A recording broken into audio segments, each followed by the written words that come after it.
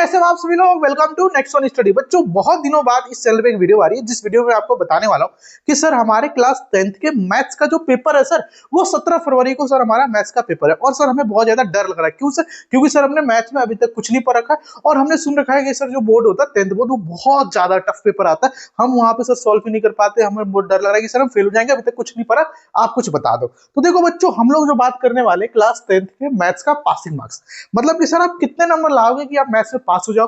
और हम देखने वाले हैं कि सर जो हमारा 17 फरवरी को मैथ का पेपर होने वाला है जिसमें सर हमारा बेसिक भी होगा और स्टैंडर्ड मैथ भी हमारा दोनों एक ही दिन पेपर होने वाला है। तो सर उसमें हम कैसे पास हो सकते हैं, मिनिमम कितना नंबर ला सकते हैं ताकि हम मैथ्स में पास हो जाए, उसका पासिंग परसेंटेज क्या होता है, पासिंग क्राइटेरिया क्या होता है। हमने सुना था सर 33 नंबर लाओगे तो पास होगे। अब ये 33 जो होता है कैसे डिस्ट्रीब्यूट होता है आप हमें बता दो।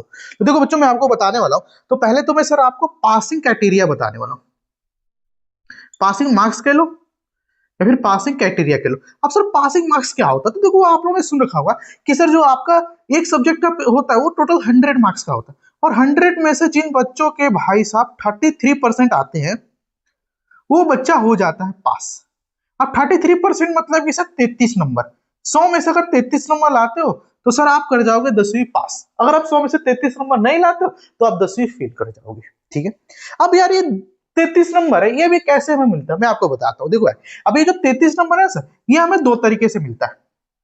अभी जो 33 नंबर है सर ये हमें दो तरीके से मिलता है। पहला तो सर आपको पता होगा 80 नंबर का जो होता है ना सर हमारा क्वेश्चन पेपर होता है। क्या होता है सर? Question paper, QP. और ये जो 20 नंबर होता है सर वो हमारा होता है इंटरनल असेसमेंट, जिसमें आपको sir file, practical file 20 number, note 80, 20 number, जिसमें आपको sir file, practical files, assignment ये सब बना के आप जमा करते हो तो आपको मिलते हैं सर कितने? 20 नंबर। ठीक है सर, ओके।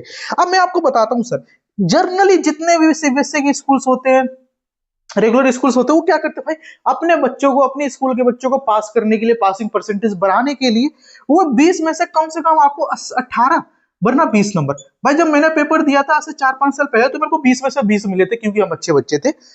जनरली हर बच्चे को 20 में से 20 दे देते, 18 नंबर दे देते, 20 में, लेकिन आप वो कम नहीं देंगे। ठीक है, ओके सर। हम यहाँ से अज्यूम कर लेते हैं कि भाई आपकी किस्मत सबसे खराब है, स्कूल वाले आपको देते हैं 15 नंबर, मान लिया भाई 15 नंबर। ठीक है सर, बट सर देखो हमें पास होने के लिए 33 नंबर चाहिए, बट यहाँ से तो सर हमें सिर्फ 15 मिले, यानी कि सर हमें यहाँ से भी कुछ ना कुछ नंबर लाना पड़ेगा। हाँ लाना पड़ेगा। अब देखो भाई, ये स्कूल का पासिंग परसेंट, बोर्ड का पासिंग परसेंट होता है 33% होता है। आप इसे मान के चल लो भाई हमें 35 नंबर में पास हो जाएंगे, है ना। 2 नंबर हम एक्स्ट्रा लेके चल रहे हैं। ठीक है सर, ओके। मतलब कि सर देखो 15 नंबर हमें यहां से मिल गए, भाई मिलेंगे तो ज्यादा ही मिलेंगे, मैं कम से कम लेके चल रहा हूँ। 15 नंबर तुम्हारे यहां से मिल गए। अब पास होने के लिए सर हमें 35 नंबर चाहिए। तो सर देखो अब इसमें से भाई साहब नल्ला से नल्ला बच्चा हो, कितना भी गधा बच्चा हो, भाई कम से कम 20 नंबर तो यहां से ला सकता है ना। हाँ से 20 नंबर ला सकता है। अब देखो भाई यहाँ का 20 नंबर और यहाँ का 15 नंबर इनको जोड़ देंगे, मतलब कि सर देखो आपके पेपर का मार्क्स, पेपर का मार्क्स, मास्क भाई मास्क, प्लस इंटरनल असेसमेंट का मार्क्स जोड़ के अगर आपका 33 आ रहा है यानी सर आप पास हो गए। ठीक है सर। तो सर हमारे पेपर मान लो हमारे 20 नंबर आ रहे और इसमें मान लो सर 15, तो सर जोड़ के हमारे 35 नंबर आएगा और इसमें सर हम लोग आराम से पास हो जाएंगे। मतलब कि सर देखो इस 15 नंबर की चिंता आप लोग मत करो, इस 15 नंबर जो है ना आपकी स्कूल वाले ने चढ़ा दिया। 15 से ज्यादा ही चढ़ाया होगा, 20 नंबर ज्यादातर स्कूल वाले चढ़ा देते हैं। 15 नंबर आपको मिल चुके मान लो यहाँ से। अब आपको जो मेन फाइट है सर वो इस 20 नंबर के लिए करना। अब भाई ये 20 नंबर हमें कहाँ से मिलेंगे? तो भाई देखो मैं ना मैथ्स में कुछ ऐसे सिलेक्टेड चैप्टर्स देता हूँ जिससे आप कर लेते हो तो भाई आपके 20 से ज्यादा नंबर आ जाएंगे, 20 से 30 आएंगे, 40 भी आ सकता है, 50% आपके मार्क्स यहीं से आ जाएंगे। अब वो चैप्टर्स कौन से मैं आपको बताता हूँ। तो देखो भाई चैप्टर्स ऐसे ही मैं यहाँ पे देता हूँ। तो पहला चैप्टर आप लोगों ने पढ़ रखा होगा रियल नंबर करके, हिंदी में अगर तो भाई साहब वास्तविक संख्या नाम से चैप्टर पढ़ रखा, हाँ सब पढ़ रखा। दूसरा चैप्टर सर आप लोगों ने पॉलिनोमियल्स पढ़ा होगा। ठीक है। तीसरा सर आप लोगों ने linear equation in two variables, pairs of linear equation in two variables आप लोग कहते हो, है ना सर। हाँ। फिर चौथा जो होता है सर वो होता है क्वाड्रेटिक इक्वेशन। और पांचवा sir note of the list AP, arithmetic progression. अगर सर ये चैप्टर्स आप 5 चैप्टर्स कर लेते हो तो सर आपके 20 से ज्यादा नंबर आ जाएंगे।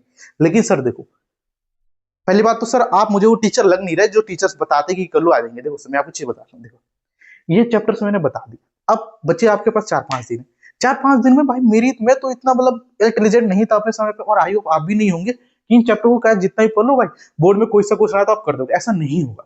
मान लो सर इसमें से कोई क्वेश्चन आता है लीनियर इक्वेशन से, हम वो क्वेश्चन ही सॉल्व नहीं कर पाते तो नंबर नहीं मिलेंगे। हाँ तो देखो मैं क्या कह रहा हूँ, देखो भाई AP quadratic equation, pairs of equation, और ये अगर ये चैप्टर को आप ढंग से एनसीईआरटी कोशिश कर लेते हो तो सर बोर्ड में आने वाले जो है ना सर, इससे मान लो आप कितने 15-20 नंबर सवाल है तो आप आराम से सर 15 नंबर स्कोर कर सकते हो, 10 से 15 में स्कोर कर सकते हो। तो सर क्या यही चैप्टर करें? नहीं, और भी चैप्टर से, जैसे कि सर मैं ना आपको क्वेश्चन बताता हूँ। एक है सर ट्राइंगल, आपने ट्राइंगल पढ़ा होगा, हाँ सर ट्राइंगल पढ़ा। तो ट्राइंगल में से ना सर एक क्वेश्चन हमेशा आता है जो कि आप लोगों को सुना होगा, थेल्स थ्योरम। थेल्स थ्योरम क्या कहता है? थेल्स थ्योरम कहता है कि अगर एक ट्राइंगल होता है एबी सीडी, अगर ये इसके मिड पॉइंट है मान लो ईडी सॉरी ईएफ, तो बता दो सर ये रेशियो क्या होता है सर, ये रेशियो ये रेशियो ये रेशियो और ये रेशियो बराबर होते हैं। ये आपको प्रूव करने का आता है और हर बार आता है भाई, और पेपर में 5 नंबर का ये प्रूव करने को आता है। तो ये फिक्स होता है, बोर्ड का क्वेश्चन हर बार देते हैं लोग। मेरे टाइम पे भी 5 नंबर आया था, ठीक है। तो यहां से 5 नंबर आप इकट्ठा कर लो। और सर देखो रियल नंबर में से एक क्वेश्चन हमेशा ही आता है जो कि होता है sir prove that √3 √5 2 + √3 is a irrational number, आता है। यहां से आप कर सकते हो। फिर सर इसमें देखो यहाँ पे ना आपको वो sum of zeros product of zero alpha plus beta equals to minus b/a होता है। अपने सर product of zero alpha into beta equals to c/a, इससे क्वेश्चन आते ही आता है। थोड़ा बहुत रिलेशन एस्टेब्लिश करना होता है, आता ही आता है, लिख के जाओ तो इससे कर लोगे। इससे सर आपको हमेशा एक इक्वेशन 2 इक्वेशन दे देंगे लाइक दैट, मान लो कि ऐसा दे रखा है, मान लो कुछ ऐसा इन लोगों ने दे रखा, फिर आपको कुछ ऐसा दे देंगे। अब कहेंगे सर आप इसमें से कंपेयर बताओ भाई, इसको जब सॉल्व करें तो हमें कौन सी लाइन मिलेगी? तो सर मुझे दिख रहा है भाई साहब यहाँ पे देखो ये और ये, यानी कि सर a1 बराबर a2 is equal to b1/b2 is not equal to sir c1/c2। मतलब कि सर ये कंपैरिजन आपको आता नहीं है, सिखाया तो रखा हुआ अपने स्कूल के टीचर्स ने, इतना तो ऊपर रखा हुआ। तो सर ये कंपैरिजन से ऊपर बहुत सारे क्वेश्चन आ जाते हैं, ठीक है। तो आप ऐसे करके नंबर ला सकते हो। फिर सर आता है दूसरा क्वाड्रेटिक इक्वेशन। क्वाड्रेटिक इक्वेशन भी बहुत आसान चैप्टर है। आपको सिंपल से एक फॉर्मूला आपने सुना होगा, -b plus minus √b² minus का 4ac/2a। भाई साहब ये जो फॉर्मूला इतना इंपॉर्टेंट फॉर्मूला, हर बार इससे कुछ आता है, तो आप ये कर सकते हो। और भाई एपी बकवास चैप्टर है यार। एपी से क्या आता है सर? एपी से आपको कुछ नहीं, वो सम ऑफ फर्स्ट टर्म, ये आपने सुना होगा formula an = a + n - 1 * d। फिर आपको sn का सुना होगा ना, n/2 a + n सुना होगा, या फिर 2a + n - 1 * d n/2। ये आपका फॉर्मूला बहुत आसान होते हैं। अब मतलब कि ये चैप्टर्स आप कर लेते तो भाई आपका आराम से नैया पार हो सकता है। फिर सर अगर आगे मन करा तो क्या करें सर? आगे मन करा तो सर ट्रिग्नोमेट्री पढ़ लो। ट्रिग्नोमेट्री बहुत आसान है भाई, प्रूफ रूप में मजा ना। ट्रिग्नोमेट्री से ना आप ये बस निकालना सीख जाओ। सर क्या होता है सर, एक पाइथागोरस थ्योरम होता है जहां पे बोलता है भाई हाइपोटेनस का square equal to p² + b² होता है। बस इतना सीख जाओ, बस बहुत है। फिर सर आपको ये सुना पंडित बद्री प्रसाद हर हर बोले, है ना, sin theta cos theta tan theta, उसका रेशियो निकालना सीख जाओगे, आधे से ज्यादा क्वेश्चन ट्रिग्नोमेट्री के ही हो जाएंगे। और दूसरा सर आपको वैल्यूज याद करने को आता है, तो वैल्यूज याद कर लो तो बहुत सारे क्वेश्चन आपके बन जाएंगे। तो मैं तो ये इतना बता रहा हूँ कि भाई ये कर लोगे अच्छे से पास हो जाओगे, और ये कर लोगे तो अच्छे नंबर आ जाएंगे, 40 से 50 नंबर। मैंने जब बोर्ड का दिया था तो मेरे भी आराम से अच्छे नंबर आए थे। अब अच्छे आप सुन लो 85+ आए थे, ठीक है, अच्छे नंबर आए थे। आज से तकरीबन 5 या 6 साल पहले पेपर दिया था मैंने, और उस समय सर ये नहीं होता था। अब ये देखोगे तो एनसीईआरटी ने मतलब बहुत पहले इतनी मोटी बुक आ रही थी, अब इतनी कर दी इन लोगों ने। आप सोचो, मुझे अभी भी याद है चैप्टर नंबर 3 में ना हमारे को टोटल 3.8 या फिर 3.6 तक एक्सरसाइज है, टोटल 6-7 एक्सरसाइज है, और हर एक्सरसाइज में भाई साहब 10-12 ऐसे सवाल थे। अब ये एनसीईआरटी देखो भाई 3.4 या फिर 3.3 तक ही, आगे इन लोगों ने बढ़ाई, बहुत सारे चैप्टर कट कर दिया। हमें उसमें से भाई इस तरह के क्वेश्चन आप लोगों ने सीखा हुआ ना। फिर सर मान लो कुछ ऐसा, इसको सॉल्व करने के लिए सर आपको सर आपको 2 ही मेथड पड़ा भाई, एलिमिनेशन और सब्स्टिट्यूशन। हमारे समय सर 3-3 मेथड होते थे, एलिमिनेशन, सब्स्टिट्यूशन, क्रॉस मल्टीप्लिकेशन, वो समय हम सीखते थे। फिर सर इसको सॉल्व करने के लिए सिर्फ आपको एक फॉर्मूला याद रखना। हमारे समय पर सर वो आता था कंप्लीटिंग द स्क्वायर मेथड करके, तो सर हमारे समय बहुत ज्यादा था। लेकिन करके सर हम शुरू से अच्छे से पढ़ते थे, शुरू से नंबर ला लिया था। लेकिन सर आपको अगर पास होना है तो ये चैप्टर्स और ट्रिग्नोमेट्री का थोड़ा बहुत ज्ञान होना चाहिए, ठीक है। ओके सर, तो सर आप ये बताओ क्या ये चैप्टर्स आप हमें कराओगे?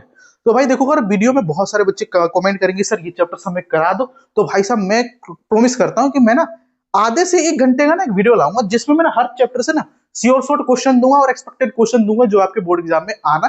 मैं ये तो नहीं बोलूंगा भाई 100% वही क्वेश्चन आएगा, ऐसा कोई टीचर नहीं बोल सकता। हाँ, वो टीचर बोल सकते जिनके पापा जो है सीबीएसई का क्वेश्चन पेपर सेट करते वो बता सकते। भाई मेरे रिश्तेदार में कोई भी सीबीएसई क्वेश्चन पेपर सेट नहीं करता तो मैं नहीं बता पाऊंगा, मैं सिर्फ गेस कर दूंगा कि भाई ये क्वेश्चन इंपॉर्टेंट है, पेपर में आने की पूरी संभावना रखती है, ठीक है। तो सिर्फ आज के इस वीडियो में इतना ही भाई। अगर वीडियो अच्छी लगी हो तो वीडियो को लाइक करो, चैनल को सब्सक्राइब करो और अपने यार दोस्तों में इस वीडियो को फैला दो, ताकि वो भी भाई पास हो जाए, है ना। दोस्तों का बुरा नहीं सोचते, दोस्त अगर पास होगा तो अच्छी बात है ना, अगले साल सेम क्लास में पढ़ोगे, ठीक है। तो हम मिलते हैं नेक्स्ट वीडियो में नेक्स्ट टॉपिक के साथ। अपने लिए जय हिंद, जय भारत।